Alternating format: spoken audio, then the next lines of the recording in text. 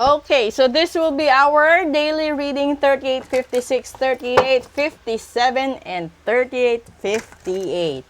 Kukuha ulit tayo dito ng tatlo. Panoorin nyo yung unang episode natin dahil napakahalaga po yun at related sa pamilya natin. And that is a general reading lang po. If you want to book for a full private reading, please leave a comment or you check yung mga previous videos ko. Ando doon yung QR codes at saka yung links ng other social media platforms ko. Andiyan din sa ibaba ng profile picture ko. Okay?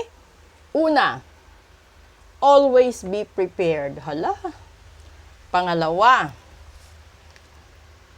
there's a good luck. Lumabas siya. And nobility. Naku, napakahirap naman bago makamtan. Okay. Lumabas nga yung good luck sa kalagitnaan. Ang hirap naman nung left and right natin. Alam mo kung bakit? Di ba? Yung pagiging handa is mahirap. Dahil dalawa kasing ang side ng buhay natin, the positive and the negative. Kapag yung dumating sa buhay natin is positive, paghandaan natin, alam na natin yan. Na kahit tulog tayo, no, may mga sorpresa ang Diyos, may mga good news ang Diyos. Pero, kapag yung nasorpresa sa atin is negative, may tuturing mong bangungot yan. Dahil sasabihin mo, hindi ka handa. Alam mo, di ba, yung mababalitaan mo na may mahal ka sa buhay, biglang mawawala. Tapos, parang hindi mo alam kung maghi-hysterical ka. Kasi, ando doon yung yung mixed emotion na hindi ka handa. Ngayon, sinasabi ng Diyos, always be prepared. Hindi lang sa pagtanggap nito sa good luck. Kundi, ibig sabihin, on the other side of life, meron pa rin mangyayaring negative sa mga piling-piling tao na hindi pa nila inaayos ang mga problema nila.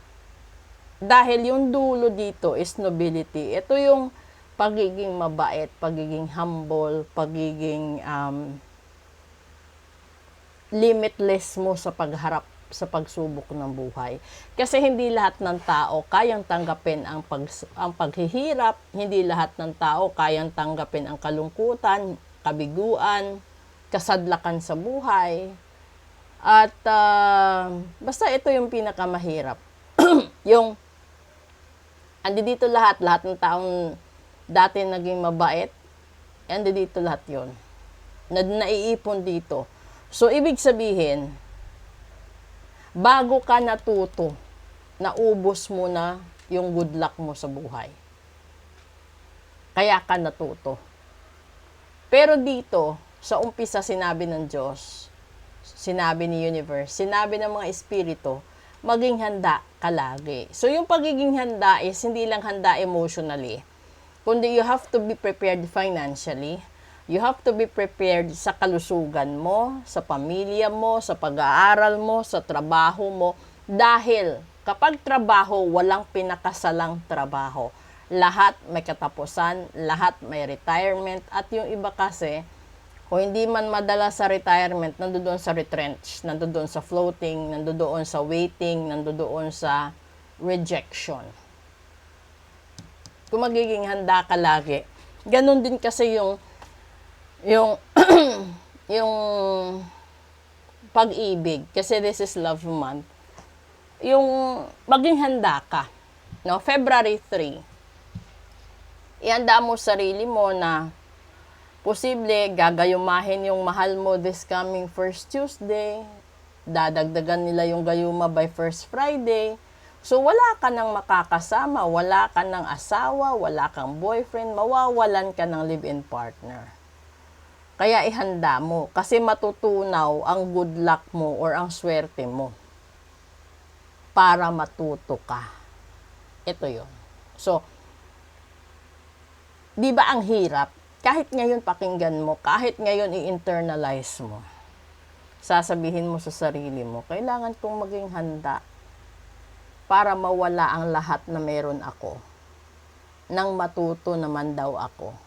So, di ba? This is the statement that everybody deny and declines to receive. Yung iba, sasabihin pa sa comment, I rebuke. May mga ganon. Pero it is not effective.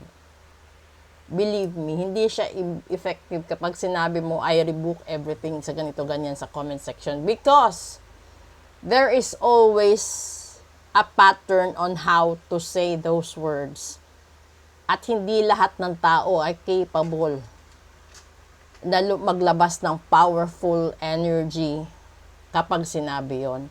Kasi may mga tao na mahina ang kalooban. May mga tao na mas marami pa yung pagkakamali sa nagawang kabutihan.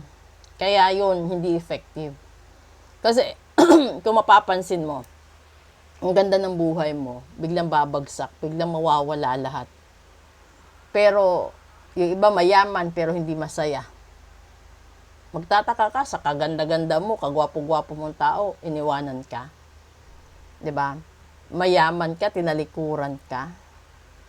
Meron naman din namang mga mahihirap tinalikuran dahil tamad, pabaya, dugyot, ano pa. Marami, ito pinakamaganda dahil February.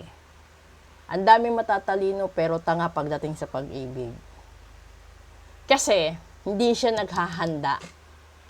Kapag in love yung isang tao, lahat ng meron siya binibigay niya. Oras niya, pera niya, kung ano pa yung kaya niyang ibigay. Hindi lang doon sa taong mahal niya, kundi sa mga mahal ng taong minamahal niya. Yun.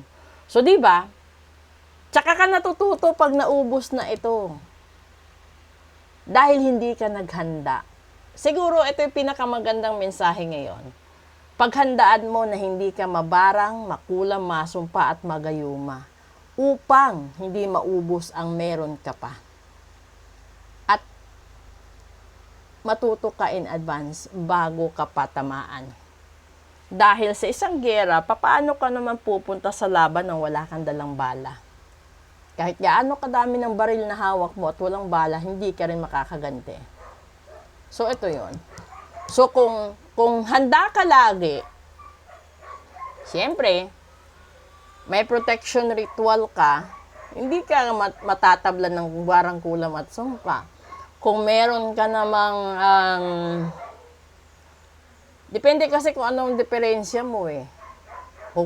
So, sa pera, sa pag-ibig, sa kalusugan. Kasi, iba-iba ang tinatamaan ng barang kulam sumpa at gayuma. Depende sa kasalanan at bigat nito. So, proceed tayo sa special episode. Gagamitin natin yung spectrum cards at titignan natin paano ito aayusin, paano ito maiiwasan na hindi mawala ang meron ka sa buhay mo ngayon. Kasi ang pinakamahirap, mawalan ng trabaho, mawalan ng blessings, at mawalan ng lahat-lahat. Okay? Thank you.